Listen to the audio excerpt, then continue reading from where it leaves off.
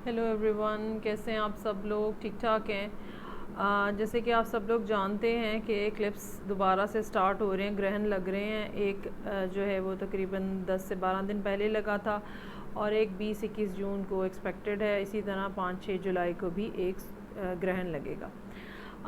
इसके बारे में बहुत ज़्यादा हाइप बनी हुई है और आपने इसके बारे में यकीनन कोई ना कोई वीडियो देखी होगी। सो मैं उसके ऊपर ज़्यादा अभी फोकस नहीं कर रही, बल्कि मैं जो उसके अलावा भी 2-3 जो और प्लानिटरी एस्पेक्ट्स बन रहे हैं जो कि काफ़ी मेजर हैं, मैं उनको इनकॉर्पोरेट करके ये देखने की कोशिश करूँगी कि आगे आने वाले 3 महीने जो हैं, यानी कि जून के आखिरी कुछ दिनों से लेके जुलाई, अगस्त और सितंबर, उसमें आप लोगों के लिए क्या पॉसिबिलिटीज़ हैं, क्या अपॉर्चुनिटीज़ आ सकती हैं, क्या मुश्किलात हो सकती हैं और आपके लिए एडवाइस क्या है कि उसको आप कैसे डील करें। इनमें जो एस्पेक्ट्स हैं वो जिस तरह मरकरी जो है वो कल से ही रेट्रोग्रेड मोशन में गया है। मरकरी जब भी रेट्रोग्रेड मोशन में होता है और अगर आप और वो जिन डिग्रीज़ में मूव कर रहा होता है उस टाइम पे अगर वो आपके बर्थ चार्ट में इम्पॉर्टेंट पॉइंट्स हैं तो बहुत ज़्यादा डिस्टर्बेंस जो है वो होने का इम्कान होता है, इन द सेंस कि आपकी कम्युनिकेशंस वगैरह सब डिस्टर्ब हो सकती हैं। जैसे रीसेंट जो मैंने लाइव की और उसमें आप सब लोगों ने शामिल भी हुए, उसमें भी ये मैंने बात नोटिस की और जो लोग मुझसे प्राइवेट रीडिंग्स करा रहे हैं उसमें भी, कि आजकल छोटे छोटे पैटी इश्यूज़ के ऊपर बात जो है वो बहुत ज़्यादा बढ़ रही है। कि डेफिनेटली कुछ किसी हद तक मरकरी का इफ़ेक्ट है और किसी हद तक आने वाले ग्रहण का इफ़ेक्ट है। इसके अलावा जो सबसे एक और इम्पॉर्टेंट एस्पेक्ट होने जा रहा है वो 30 जून को है, जब जुपिटर जो है वो वापस सजिटेरियस में एंटर होगा और इस टाइम के ऊपर जुपिटर कैप्रिकॉन में है, जो कि उसके लिए बहुत ख़राब पोजीशन है। लोगों के काम रुके हुए हैं, चीज़ें रुकी हुई हैं, माली मामलात और दीगर मामलात जिनमें जुपिटर आपके जायचे के हिसाब से ये शामिल है, वो सारे मामलात जो है वो डिस्टर्ब जा रहे हैं। और इसमें जहाँ पे एक्लिप्स से आपकी चीज़ों के अंदर तब्दीली आने का इम्कान है या मरकरी की रेट्रोग्रेशन से आपकी ज़िंदगी में प्रॉब्लम्स आने का इम्कान है, वहीं पे जुपिटर की वापसी जो सजिटेरियस में है और जो वो अक्टूबर तक रहेगा, तो उससे आपकी ज़िंदगी में क्या फ़ायदे होंगे, हम ये तीनों चीज़ें जो हैं वो आज देखेंगे। पिका कार्ड रीडिंग है, बल्कि पिका डेक रीडिंग है। मेरे सामने 3 डेक हैं, तीनों के प्रिंट्स जो हैं वो इतने सिग्निफिकेंटली डिफरेंट हैं कि आप उनको देख सकते हैं कि आपको कौन सा चूज़ करना है। I hope you can see this. Yes, और एक ये भी डेक है मेरे पास इस टाइम के ऊपर। सो ये सिचुएशन है। लेट्स सी के इसमें क्या आपके लिए मटेरियल मिलता है। हर डेक के साथ रीडिंग जो है वो 9 कार्ड्स के ऊपर होगी। पहले 3 कार्ड्स में हम देखेंगे कि क्या पॉसिबल अपॉर्चुनिटीज़ हैं जो आपकी तरफ आ रही हैं कमिंग 3 मंथ्स में। उन अपॉर्चुनिटीज़ के साथ क्या हिंड्रेंसेस हैं, क्या मुश्किलात हैं, क्या डिफ़िकल्टीज़ हैं जो कि आपकी तरफ आ सकती हैं और आपके लिए क्या एडवाइस है जो आप उनको किस तरह से सॉर्ट आउट कर सकते हैं। सो नाउ आई हैव 3 डेक्स। मुझे आई होप कि आपने चूज़ कर लिया होगा कौन सा डेक आपको देखना है।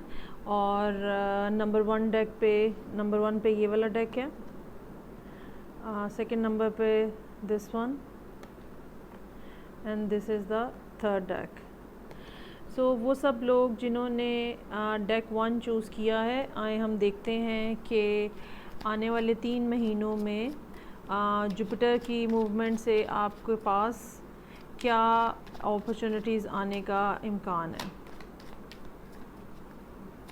सो 3 cards for the people who chose this deck, कि क्या अबंडेंस, क्या अपॉर्चुनिटीज़ जुपिटर की वजह से आपके तक आ रही हैं। 5 of pentacles,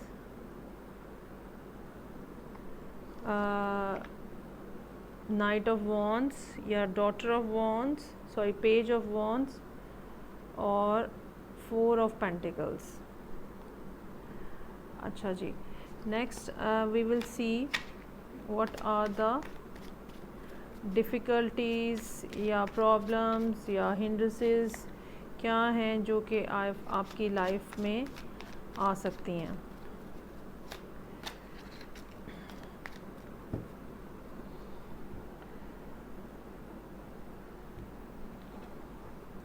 chariot, high priestess और queen of wands. At the last हम देखेंगे कि अब आपको डील कैसे करना है इस सारी सिचुएशन से,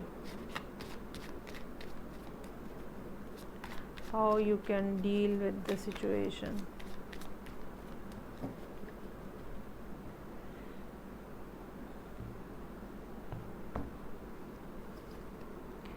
फादर ऑफ कप्स या king of cups, knight of pentacle, moon. Okay जी, bottom of the deck, 9 of pentacles. अच्छा जी, पेंटिकल की काफ़ी सारी प्रेजेंस है यहाँ पे, जो कि मुझे ये बता रही है कि ये फाइनेंशियल इश्यूज़ भी हो सकते हैं जो आपकी ज़िंदगी में मौजूद हैं इस टाइम के ऊपर। मेरा ये ख़्याल है कि ये उन लोगों के बारे में है जो पिछले कुछ अरसे से फाइनेंशियली बहुत ज़्यादा डिस्टर्बेंस का शिकार हैं और माली हालात बहुत मुश्किल हैं।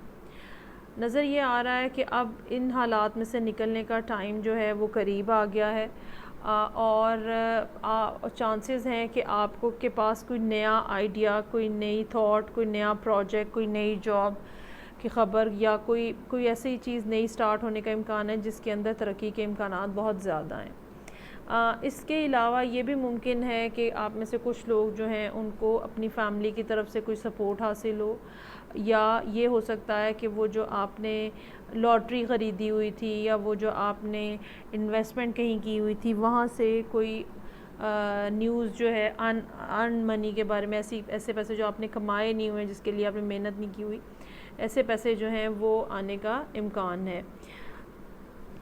अच्छा, अब इसमें प्रॉब्लम्स क्या हैं? प्रॉब्लम नंबर 1, चैरियट ये कहता है कि चीज़ें स्लो चलेंगी आगे। नंबर 2 ये बात कहता है कि आपको चीज़ें चलाने के लिए बहुत ज़्यादा एफ़र्ट करनी पड़ेगी, मेहनत करनी पड़ेगी, चीज़ें आराम से आगे नहीं जाएंगी। हो सकता है कि कुछ लोग आपकी ज़िंदगी में ऐसे हों जो कि आपके लिए प्रॉब्लम बन रहे हैं, या जो कि आपसे कम्युनिकेशन नहीं कर रहे हैं, खुल के बात नहीं कर रहे हैं, तफसीलात नहीं बता रहे हैं। ये भी मुमकिन है कि ये कार्ड जो है ये बता रहा है कि कुछ इस किस्म की चीज़ें हैं जो कि शायद अभी तक आपके सामने नहीं आई हैं, और कुछ अरसे में इम्कान है कि वो बातें जो हैं वो खुल के आपके सामने आ जाएंगी। ये बात जो है ये आपकी करंट सिनेरियो से मुतल्लिक भी हो सकती है। ये बात अगर आप किसी शख्स के साथ डील कर रहे हैं तो उसके बारे में भी हो सकती है। और ये सारी सिचुएशन जो है ये आपकी पोजीशन को रेज़ कर रही है, और आप क्वीन ऑफ वॉन्ड्स की पोजीशन में आ रहे हैं। क्वीन ऑफ वॉन्ड्स जो है वो एक ऐसी पर्सनालिटी होती है, इस बात से कतई नज़र कि वो ख़ातून है या मर्द है, तो क्वीन ऑफ वॉन्ड्स एक ऐसी पर्सनालिटी होती है जो कि अपना बिज़नेस खुद रन करना चाहती है, जो कि जिसके जिसके आइडिया होता है, जिसे पता होता है कि उस आइडिया को एग्जीक्यूट कैसे करना है, जिसे पता होता है कि मैंने कोई चीज़ कैसे हासिल करनी है। एक ख़ास किस्म का एम होता है क्वीन ऑफ वॉन्ड्स में, जो कि बिल्कुल किसी को भी इजाज़त नहीं देती इस बात की, ये वाली एनर्जी जो है ये किसी को इस बात की इजाज़त नहीं देती कि उसके रास्ते में रुकावट बने, और आपको भी इस सारी सूरत हाल में क्वीन ऑफ वॉन्ड्स की तरह एक्ट करना है। आपको किसी को इस बात की इजाज़त नहीं देनी कि वो आपके रास्ते में हाइल हो, या एक होता है ना फियर्स किस्म का एक्शन, स्ट्रेट अहेड, बिल्कुल सीधा, आपको पता होता है कि मुझे कहाँ जाना है और आप उसके अकॉर्डिंगली जो है वो एक्ट करते हो। तो ये भी एक ऐसी एनर्जी है जो कि आपको मिलेगी एक अपॉर्चुनिटी के तौर पे, या ये आपको मिलेगी क्योंकि जो हालात हैं वो आपको मजबूर कर देंगे कि आप जो है वो ये एनर्जी जो है वो अपनाएं। ये भी मुमकिन हो सकता है कि आप में से वो लोग, कुछ लोग जिन्होंने ये चूज़ किया है, ये भी हो सकता है कि वो किसी क्वीन ऑफ वॉन्ड्स के साथ, किसी फायरी खातून या मर्द के साथ डील कर रहे हों। ये भी मुमकिन हो सकता है कि आपकी ज़िंदगी में कोई क्वीन ऑफ वॉन्ड्स मौजूद है जो कि आपसे बात नहीं कर रही, ठीक है। और इस सारी सूरत हाल में जुलाई का टाइम जो है वो ऐसा है जिसमें किसी तरह से दोबारा कम्युनिकेशन स्टार्ट होने का, चीज़ें स्टार्ट होने का इम्कान है। अगर ये रिलेशनशिप के पॉइंट ऑफ व्यू से आप रीडिंग देख रहे हैं तो चांसेस आर देयर कि कोई शख्स जो है वो पिछले कुछ अरसे में, कुछ महीनों में, पिछले कुछ 5 महीनों में, 6 महीनों में, इस साल के आगाज़ में आपको छोड़ के चला गया था और उसने अपने इमोशंस जो है वो बिल्कुल बंद कर दिए थे, आपके साथ कम्युनिकेशन बिल्कुल बंद कर दी थी, कोई बातचीत नहीं हो रही थी। चांसेस आर देयर कि वो शख्स अब ग्रेजुअली स्लोली आपकी तरफ वापस आएगा। ओके, एडवाइस क्या कहती है इसमें? एडवाइस में ये है कि जो भी सिचुएशन चल रही है आपकी लाइफ में, अगर वो फाइनेंशियल है या वो रिलेशनशिप के पॉइंट ऑफ व्यू से, तो आपको करना ये है कि आपको किंग ऑफ कप्स की तरह रहना है। जो रेगुलर टैरो में राइडर वेट में किंग ऑफ कप्स का कार्ड होता है, उसमें अमूमन एक शख्स होता है जो कि एक बड़े नर्म से चेहरे वाला एक शख्स होता है जो कि पानी के ऊपर अपना तख्त रख के बैठा हुआ होता है और वो बिल्कुल स्टेबल बैठा हुआ होता है। पानी में जितना भी तूफ़ान आए वो बिल्कुल अपने सतह के ऊपर से नीचे नहीं जाता है। तो आपको भी इसी किस्म से बिहेव करना है, इसी किस्म से आपको अपना रवैया रखना है कि आपको इमोशनली आप कितने ही ज़्यादा डिप्रेस हों, इमोशनली आप कितने ही ज़्यादा सैड हों, कितनी ही ज़्यादा आपको मुश्किलात नज़र आ रही हों, आपने 1 स्टेप एट अ टाइम करते हुए चीज़ों को ग्रेजुअली आगे बढ़ाना है। और वो सारा कुछ जो आपके अंदर अंधेरियाँ चल रही हैं, तूफ़ान चल रहे हैं, उसको आपने सरफेस पे नहीं आने देना है, उसको आपने अपने अंदर छुपा के रखना है। ये वाला जो ग्रुप है ये बहुत हद तक कोविड की सिचुएशन से बहुत ज़्यादा अफेक्टेड नज़र आ रहा है। और मेरा ये ख़्याल है कि ये जो न्यू मून अब एक्लिप्स के साथ जो न्यू मून स्टार्ट होगा, ये भी जो है ये आपके लिए बहुत ज़्यादा इफ़ेक्टिव साबित हो सकता है। इसकी एनर्जीज़ जो हैं वो आपके लिए बहुत ज़्यादा इफ़ेक्टिव साबित हो सकती हैं। So this was the reading for the group जो कि जिन्होंने ये वाला पाइल चूज़ की थी। बॉटम ऑफ द डेक पे 9 ऑफ पेंटिकल का कार्ड है। कोई ऐसा शख्स जो सिंगल है और या सिंगल होना चाह रहा है और ये मिशन जो है वो आप सक्सेसफुली अचीव करते हुए नज़र आ रहे हैं। So this was the reading for this group. अच्छा जी, और इसमें क्या बात है, बस यही इसके अंदर बात है कि आप चीज़ों को मैनेज करेंगे। चीज़ें जो हैं वो डेफ़िनेटली आगे बढ़ती हुई नज़र आ रही हैं। अगर आप अकेले थे या कोई शख्स आपको छोड़ के चला गया था तो चांसेस आर देयर कि वो आपके साथ रिकनेक्ट होने की कोशिश करेंगे।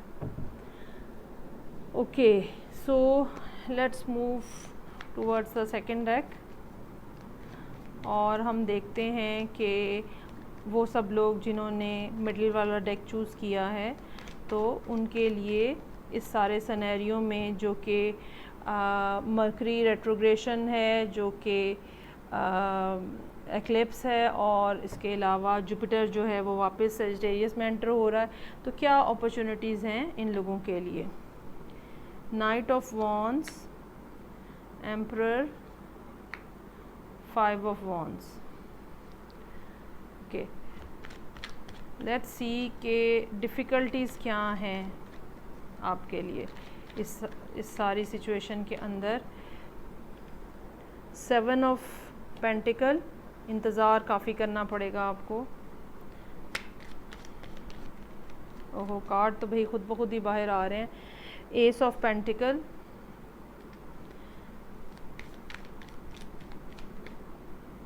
नहीं ये बहुत ज़्यादा है, so I will not take these.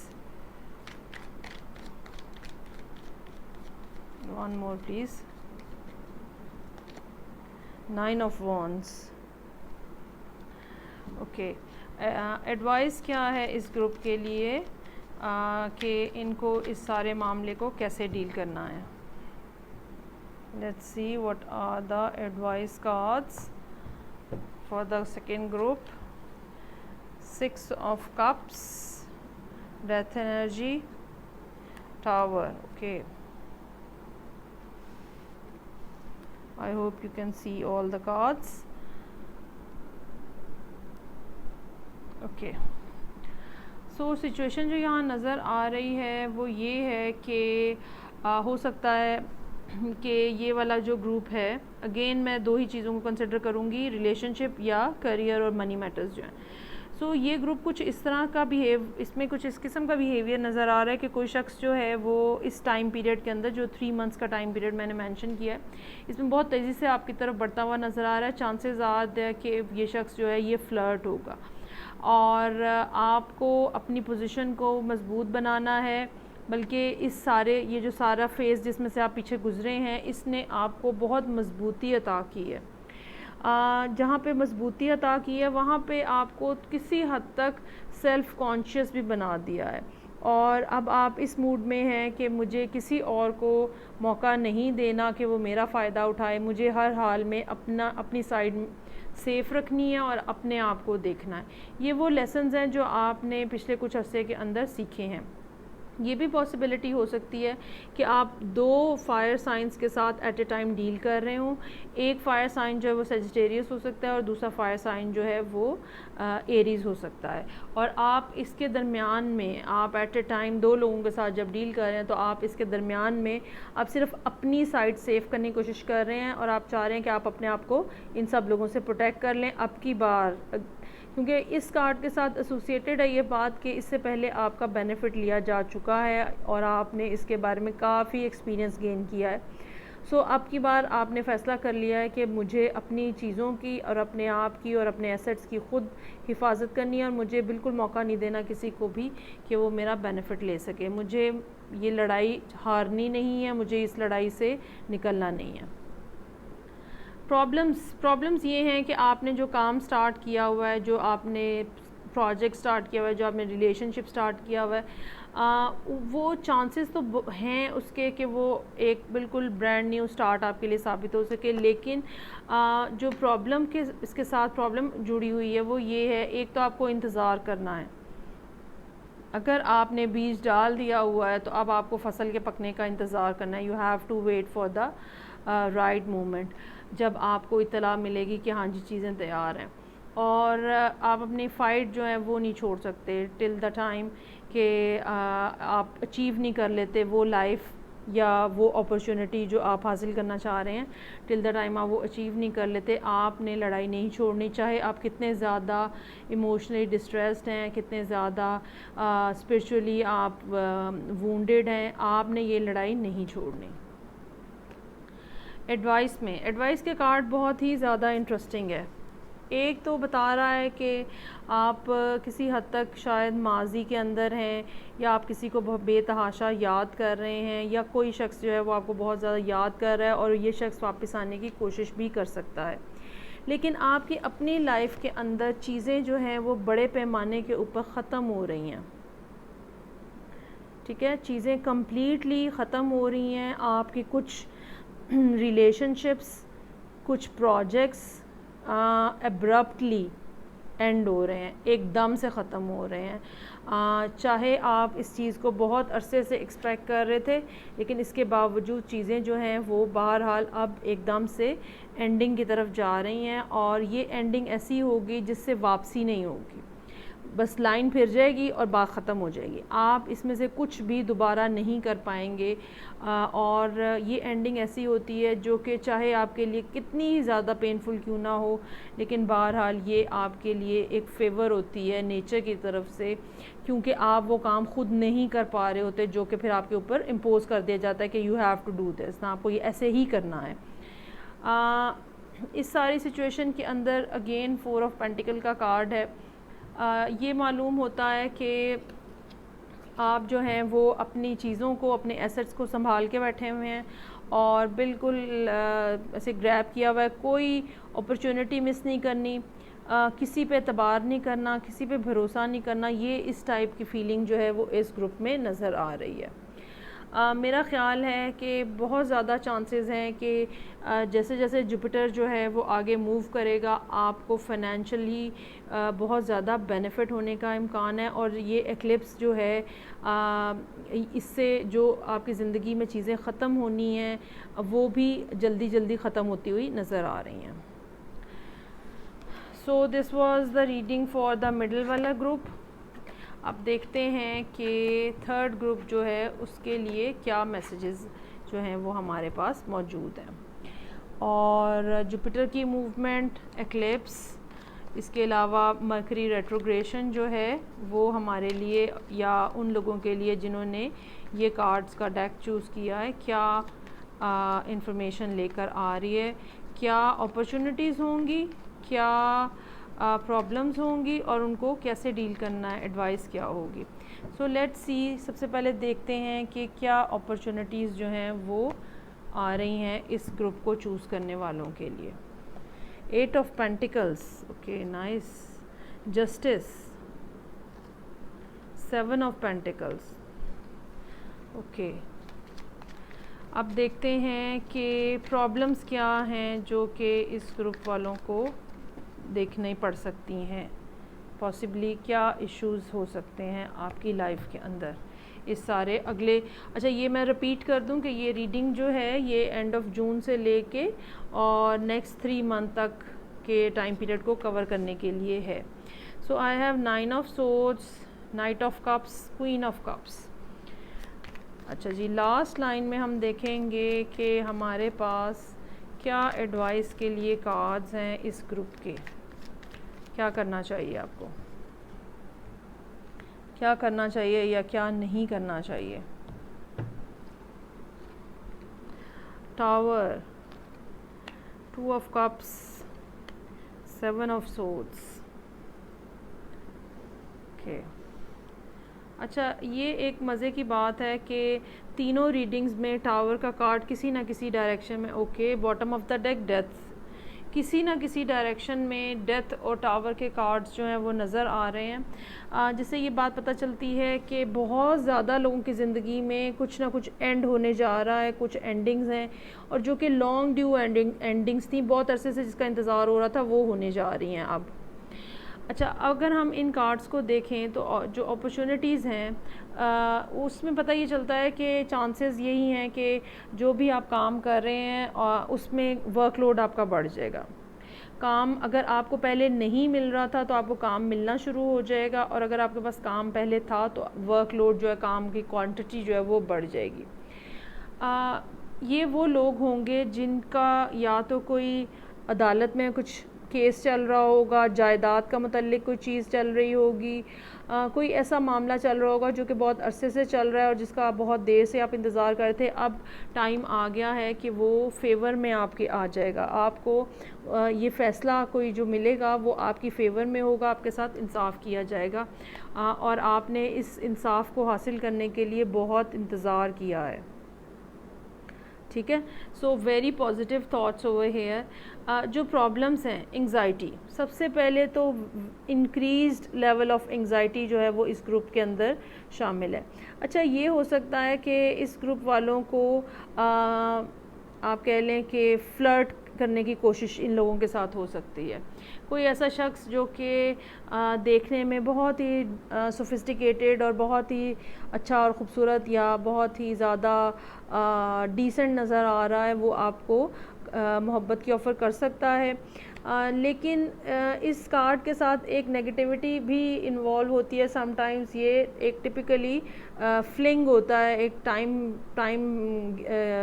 Passing किस्म का बस सिलसिला होता है, क्योंकि इसके सामने क्वीन ऑफ कप्स है और क्वीन ऑफ कप्स जो है वो ये कहती है कि मैंने उससे मोहब्बत करनी है जो कि मेरे साथ फुली सिंसियर होगा और वो उस मेरे और उसके दरमियान में और कोई शख्स मौजूद नहीं होगा।